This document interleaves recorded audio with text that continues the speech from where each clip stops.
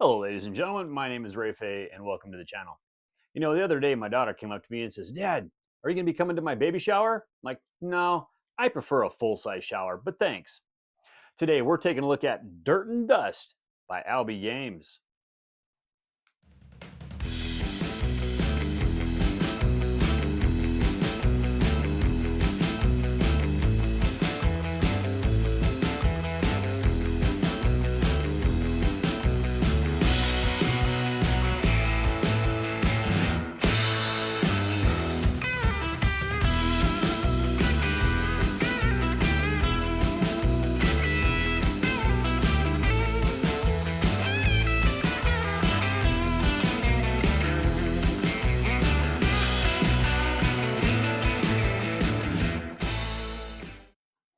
In Dirt and Dust by Albie Games, 1 to 4 players are going to compete in a rally race. Now, there's 10 stages in this rally race, and everyone's going to play simultaneous. So in this game, you're going to be doing some deck building. You're going to be rolling dice to figure out where on your board you're going to be able to say use those dice. There'll be some manipulation. There's going to be a popularity track that you're going to try to compete against. All right, who's the most popular? You're going to be pushing your car to the limit. You're going to be rolling damage dice. You're going to be doing damage to your car, hoping it's not going to explode. There's a lot going on in this game. So I'll tell you what, let me explain how to play the game, and then I'll give you my final thoughts. So in order to play Dirt and Dust, the first thing you need to do is set the game up. So to set the game up, what you're going to do is give every player that's playing the game a list of all their components. Now there's a great page in the rulebook that shows you all the components they get. Make sure that everybody gets all the components that they need. Then take the stage board, put the stage board between all the different players. And what everyone's going to do is they're going to put their popularity marker on the popularity track, and they're going to put the speed marker on the 0 spot. Okay. Then what they're going to do is they're going to take their player dashboard, and they're going to put that in front of them. They're going to put the car in the center top, okay, on the number 4 space. Take all your damage tokens, put them in order. There's little numbers on them, 1 through 7. Put those on the gray side up. Put your damage dice right below those, and then put your damage marker right below that. And then you're going to take your traction and your tools, your dials, set both of those to 0. You're going to take your 3 dice, put them off to the side. We're going to roll them in a minute. And then, of course, your evaluation tokens. I believe that's what they call for the different stages. Put those off to the side as well. Now, every player is going to have a set of standard cards. There's 5 cards you're going to get, but they're also going to get a different driver. And a driver has 5 different cards with him as well. And there's 3 different ones. And all 4 drivers in the game are totally different. So you can either pick the one that you want, or you can randomly dole them out. You also need to set up the set of cards that you're going to be able to draft from or draw from, okay, or purchase. And those are going to have a letter on. They're going to have an A or a B, and there's going to be a number 1 through 9 on the bottom of them. So you can take all the A's, or you can take all the B's, or you can intermix them. You just can't use the same number twice. Like you can't use 1A and 1B, but you can use 1A and 2B, for example. Okay, so put all those out on the table, and then you're going to take all your red boost dice, and you're going to put those in the center of the table as well. And then after everyone's got their deck shuffled with all their 10 cards, you're going to draw a hand of 5 cards. Okay, you're now at this point ready to play the game. So how does the game play? So the first thing you're going to do is there's the roll dice phase, or dice roll phase. Okay, and so everyone's going to roll their dice, and you're going to look at the popularity track. If anybody is in the lead on the popularity track, not tied for the lead, but in the lead on the popularity track, they get to roll that popularity dice as well. Okay, and that's a number that they could potentially put on their player board. So what you're going to see is on your board, you're going to have numbers 1 through 6 across the top, and you're going to put the dice, whatever the number is, on that section. Okay, it's going to be right above a card slot. All right. Now, at this point, we're ready to go to the driving phase. Okay. The other thing to note is on the popularity dice, if you roll a 1 or a 2, you have to reduce your popularity by that number value as well. But you're still going to use the dice, and it's either going to be on the 1 or 2 spot. If it comes up as a blank, it's not going to be in, then you just put it off to the side for now, but you don't lose any popularity. Okay. Now, simultaneously, everyone's going to be doing all of the following steps. Well, they do every step in this game simultaneously, but this is the driving phase. In the driving phase, you can do several different things. You can play a card, which means you're going to be able to put a card from your hand and put it on your board underneath one of the numbers 1 through 6. Okay. If there's a dice above it, this becomes an active card. You can do something with that card. You can play dice, and I'll cover that here in a sec. You can purchase a new racing team card, which means of the 9 stacks that are out, and there's, I believe, 8 cards in every one of those stacks, there's a wrench value in the upper left-hand corner. If you spend that number of wrenches, you can actually purchase that card and just put it in your discard pile. Just going to, they're little better versions to the cards that you already have in your hand. Okay.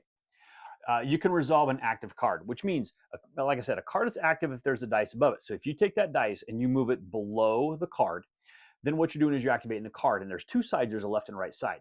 Okay, and you can do these in either order you want, and you don't even have to do them at all. But what it is the right hand side usually is going to give you a bonus depending on where you're at, whether your car is accelerating on the top of its track where it starts, or decelerating if it's on the bottom side of its track. Okay, and then you can do the left side, and a lot of times they're just going to give you wrenches. It might give you more dice. It might let you manipulate dice, or there's all kinds of varieties of things that the cards can do. Okay, and I'll cover more about that a little bit in my final thoughts. You can map out a stage. To map out of a stage, what you have to do is you actually have to spend traction equal to the number that's in the upper left-hand corner of any one of the visible stage cards that you can see. And you don't have to do them in order. Your card is going to complete the race. It's just some of the different stage points you and your navigator may have mapped out a little bit better. Okay, so you're going to get bonuses for those particular stages. Now, what happens is you spend the points equal to whatever the traction number is on the card, and you're going to see some chicanes on there. You have to move your car that direction equal to whatever those chicanes are. If you're in the upper, you notice it's going to move faster left and right because it's a lot wider. You're accelerating. But if it's on the lower side, it doesn't move quite as fast. Okay, and then you're going to put one of your tokens on that card to say that you did it. The other thing you're going to notice is on the bottom of that card is going to be a bonus that theoretically you can get. Now this is an optional bonus unless there's a little red exclamation mark, and then of course then it's mandatory and you have to do it. Okay, and those cards eventually are going to be able to get you points when they come off of that board. I'll cover those when we get to that point as well. The next thing you do is you can perform a special action.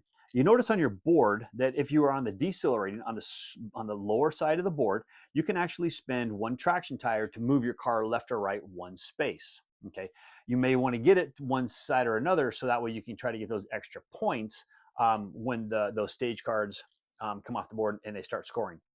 The other thing you can do is you can spin a wrench to adjust your dice values up and down by 1. Now, a 6 can never turn into a 1, and 1 can never turn into a 6. Okay, but if you really want to dice at a certain number and you're 1 away, spin a wrench, you can get it to that number that you may particularly need. All right. And the other thing you're going to have too is you're going to notice on your cards there's going to be some boxes that are yellow. The whole thing's colored in yellow. Those are passive abilities. So to use a passive ability, you don't have to have a dice on them, but you're going to take one of your little red tokens and you're going to put it on that, saying that you actually did that one particular action. And you don't have to have a dice to do them, like I said, and you can only do them once per turn. That's why you're putting the tokens on them. Okay. And that's pretty much the actions you're going to be able to take. And you can do any one of those actions as many times as you want until you're totally done activating all of your dice, doing your stage evaluations, buying any cards or anything that you else want to do. Once everyone's completed with that, now we go to the stage evaluation phase. Okay. Now what we're going to do there is you're going to take all the stage cards and you're going to move them all down one space. So the bottom card is going to come off of that board. Now, if anybody has any tokens on it, this is where they're going to score speed points. And you're scoring speed points equal to where the number that's underneath your car that's on your particular dashboard. Okay, not any numbers that are on the card, but it's on your dashboard. So if you're in the center up on top, you're going to score 4 points. Okay, but if you're anywhere else, you're going to score those particular points. And you're going to notice it's anywhere in the center, and it's also in the yellow sections. If your car's in those red sections, you're not going to score speed points, but you're going to get popularity points because the fans are just loving you to destroy your car out there on the track. Okay, and you raise your popularity marker up for those ones. All right. You're going to discard that card, and then all the other cards are going to slide down. You're going to flip over the top card. Okay, and that's your stage evaluation. Now we're going to go into the preparation phase for the next turn.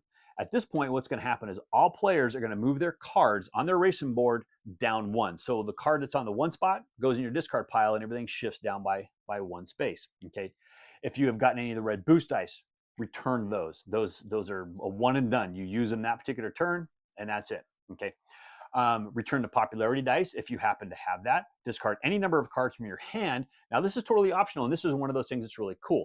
Most deck builders, you always have to discard your hand, but in this one, you can keep 1 or 2 cards, or you can keep all your cards if you really want to. If you got some empty spots, you might want to try to play those cards next turn, or they're really good. Otherwise, you can just discard them and draw back up. Okay, and your hand size at the start of the game is going to be 5 cards. You draw back up to your hand of 5, and now we're ready to go to the next stage. Okay. And this is going to keep repeating and repeating and repeating until finally the 10th stage card comes off the board. Once that 10th stage card comes off the board, Then what you're going to do is whoever has the most popularity is going to get, I believe it's 3 points. Whoever has the second most is going to get 1 point. You're going to look at all the cards that you have in your deck. If there's a number in the upper right-hand corner for speed points, you're going to add up all of those numbers. Some of the cards are going to have a negative number, so pay attention to that. You might lose some points. Everyone tallies up all of their scores and see who has the most points, and whoever has the most points wins. Dirt and dust. Okay, folks, that was kind of a real high level how to play. I think I tried to cover as much as I can. There's actually a lot going on in this game. But I tried to cover as much of it as I could. I know there's some how to play videos out there if you want a little bit more in depth on it. But for the most part, I hope I gave you the idea of what there is. Now, I'll kind of want to talk more, my final thoughts on this, on the solo mode, because honestly, I purchased this game at my local store, and I knew this game was coming out. I was surprised my local store had it, and I'm glad they did, because I bought this game mostly as a solo game, not necessarily to play with other people. I knew it was a simultaneous game, and I know there's a chance that your car can actually be destroyed, and then you're sitting out and you're waiting for everyone else to finish. And depending on how you play, turns can be long for some people, and you might be sitting around waiting quite a bit. But this is a game, to me, it really looked like something I wanted to play as a solo. So that's kind of why I want to cover that. And I'll try to get to as much of the stuff on that one as I can. Okay. Now to play this game solo, it's a little bit different on the setup, because what you're going to do is you're going to take the dice and only like your popularity token, your hazard dice, and then your speed token of another color. Okay. You also, I think your hazard dice, I think I said that, because there's also a little card that's got 3 spots on it. So you're going to set the game up like normal, but what you're going to do is you're going to take the bots, hazard dice, you're going to put them on spots 1, 2, and 3 on the stage board, so they don't actually do anything the first turn of the game, right?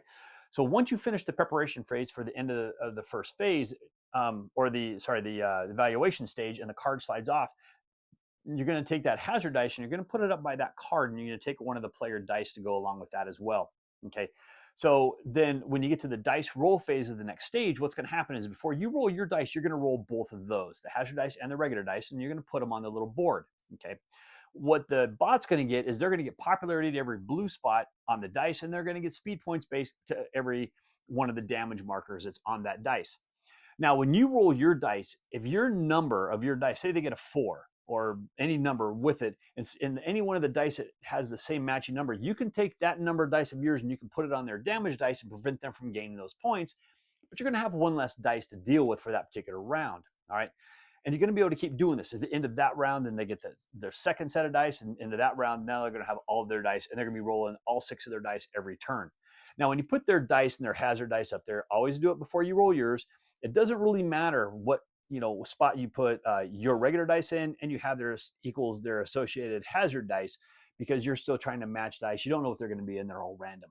Okay, so do you want to prevent them from getting the points, or do you not? The popularity track still works the same. If you're leading on the popularity track, you're still going to get that dice, and you're still going to get those bonuses. Otherwise, the game plays totally the same. You're just trying to beat the bot. And I'll tell you what, that bot can score a lot of points, especially when they're rolling those 3 hazard dice. And if they roll max symbols and theoretically get 9 speed points in a particular turn, that's a lot of points, and it's really hard to beat them. But to me, that's the fun puzzle to this game. That's what I love about this game, is there's so many different things you can do. All the drivers play totally different, and you're trying to figure out how you're going to be able to beat that bot. I find that bot to be almost harder to beat than a regular player, because they're going to gain so many other points. And the thing is I can take my time when I'm playing this game. I don't got to worry about speeding up because someone's waiting on me. I like to play some games solo. Some games I like to play with other people. If this was a racing game that I had a car on a track and I'm moving it around the track, like, Formula Day, or, Heat, Pedal to Metal, or anything else, I would want a bunch of people there. I want that as a big multiplayer game. This is just, multiplayer solitaire to me. So to me, this is a great solitaire game. I'm trying to figure out how I can maximize as many points as I can possibly get.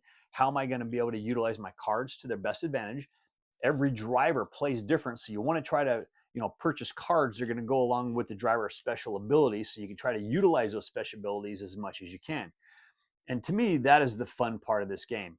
trying to get those bonus dice. When you get those bonus dice, the more dice you can roll, the better it's going to be. Try to get those stage rewards that you're going to be able to get, because some stage rewards are definitely better than others. Those chicanes are going to move your car all over the place. If you can get your car to a spot where you can maximize your points, because when you look at your board, really the most points you're going to be able to get is 4 points. Whereas if that bot can turn around and score 9 points on a turn, that is huge the way they're doing that. So the other thing, and I don't think I mentioned it, and this is the thing to be careful with. When you're playing the game, one of the things that you can always do is you have 3 hazard dice. At any point in time, and you'll see there's a little notation down on your board. At any point in time, you can grab one of those hazard dice, give yourself 2 traction, but you roll that dice. Now, how that whole thing works is your damage token is going to go across to the side for every one of the red pips, where your damage marks that are on that dice. But you're also going to go up on the popularity track for every blue spot. The fans, they love it when they're seeing these cars just going all out and skidding all over the place and doing all this fun stuff. And that's where your popularity comes in. Okay.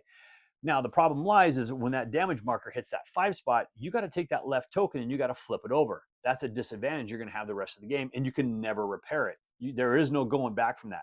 And they're always going to be in the same order, so you always know what they're going to be. So the first one's going to affect you. It's going to add 1 chicane every single time you do something on the stage board. The next one's going to, all cards you buy are going to cause additional +1. The next one, anytime you want to do a stage, you got to spin an extra traction, et cetera, et cetera, et cetera. There's a great little write-up on there, okay?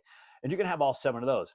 If you ever flip that 7th token over, I believe it's when you flip the 7th token over and then get 5 more damage, at that point, your car just blows up and you're just out of the race, okay? So going all out and trying to meet the goals that you need for those stages, utilizing those damage dice is a good way to do things. But I'll tell you what, every time you have those damage dice, the end of the round, you're rolling those along with your regular dice. And so you're constantly keep getting damage and damage and damage. Now there's a lot of cards that can allow you to repair those. So being able to, get those dice and roll them, and then maybe repair them. So you get the damage now, but you're not rolling it every single turn.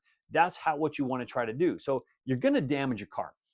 You're not winning this game if you're not damaging your car some. It's going to happen. But how much can you repair that damage and get rid of those hazard dice? Now, every one of those hazard dice that you do have is worth -1 victory point at the end of the game as well. So you want to try to use them as much as you can, but you also want to try to get rid of them as much as you can as well. But otherwise, that's it. I think this is a fantastic solo game. I absolutely love playing this solo. I would play this with other people, and I don't have a problem playing this with other people if they know the fact that they blow out their car. Well, if it's just the 2 of us, well, we can just call the game because, well, I'm going to coast to victory at that point in time, or unless they're, they're out of the game. But if there's multiple people, they just have to realize there is that downtime and stuff. And I would play this with other people, not a problem at all. But to me, I bought this as a solo game. I wanted this as a solo game, and it's going to stay in my collection as a solo game. I think this is a great car racing game. I love the theme. There's not a lot of stuff out there on rally racing. The fact that you're going to be able to complete the race, but how well did you manage certain stages? Okay, you're going to be able to get those different bonuses. That's a great puzzle. Absolutely love it. I think this is a fantastic game. If you're into solo games, if you're into deck building games, if this is into stuff like this, I highly recommend the game. If you don't like solo games, you don't like player elimination, this may be one that you may want to steer clear of. As always, try before you buy it. But for me personally, I think this is a great game, and I'm definitely keeping this one in my collection. Well, thank you once again for joining me today. As always, I please ask you to like this video on YouTube, on Board Game Geek, on Facebook, and even on X. And please leave me a comment on any one of those platforms, and I'll get to those comments just as soon as I can. And if you like the videos that I provide, if you haven't already, I please ask you to subscribe to my channel, join my little family, and even click on that bell and be notified when I drop new videos. Also, folks, if you like the videos that I do here, I also post videos over on the Discriminating Gamers website. I'll do some reviews, some unboxings, and we'll even do some playthroughs over there. I will leave a link to Cody's site down in the details below. I used to work at a super glue factory. I had to quit. All the employees were so stuck up.